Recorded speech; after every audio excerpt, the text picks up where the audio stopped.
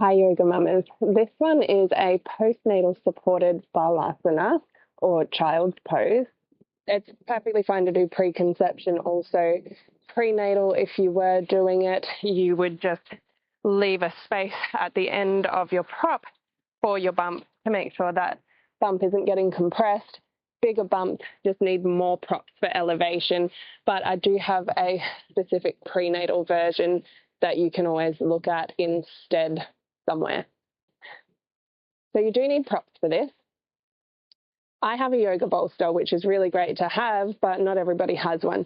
So you could always grab a doona or some sort of solid blanket off a bed, roll it on up, or maybe grab a couple of rolled up sleeping bags if you've got them.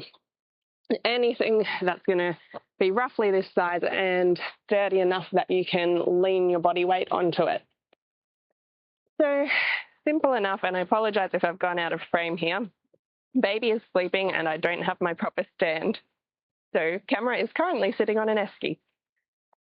Now, your prop will go in between your two legs. Clamp those legs nice and tight against it, unless you are prenatal, and then you're going to stay quite relaxed and you're going to push that bolster forwards with enough space for bump, as I mentioned.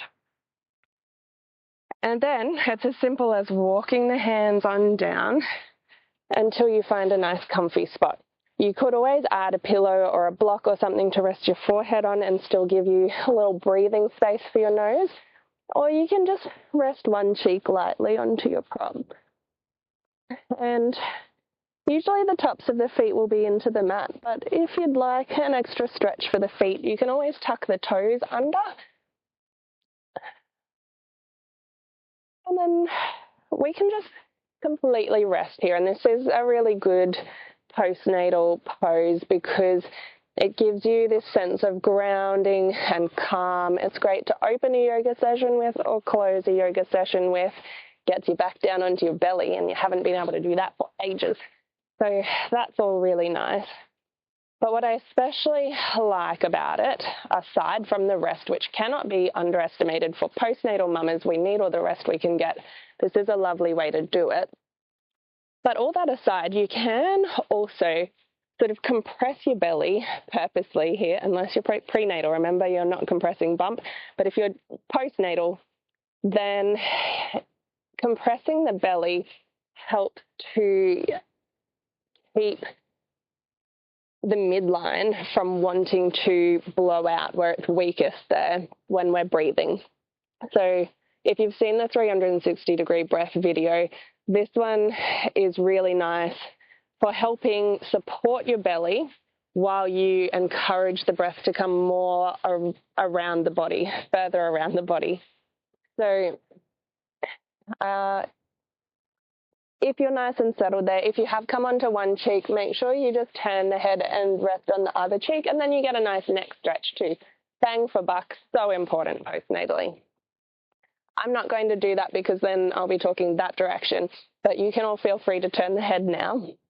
And then let's bring the focus to the lower back and breathe a few times, nice and deep. See if you can get it to lift that lower back for you. And then maybe check in with the mid back and the upper back.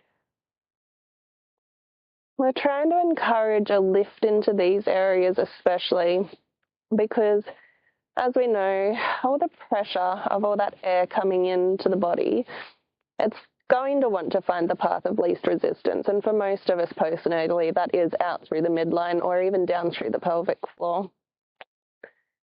So what we're doing is we're blocking off some of those escape routes. And we're getting the air to focus itself on the back of the body and also expanding through the sides of the ribs at the same time that we're really deeply calming our nervous system.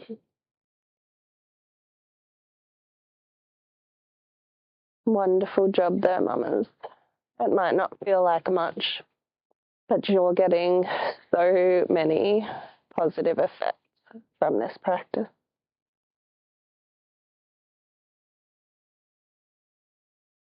Stay there as long as you're able and come out when you're ready by walking the hands back up.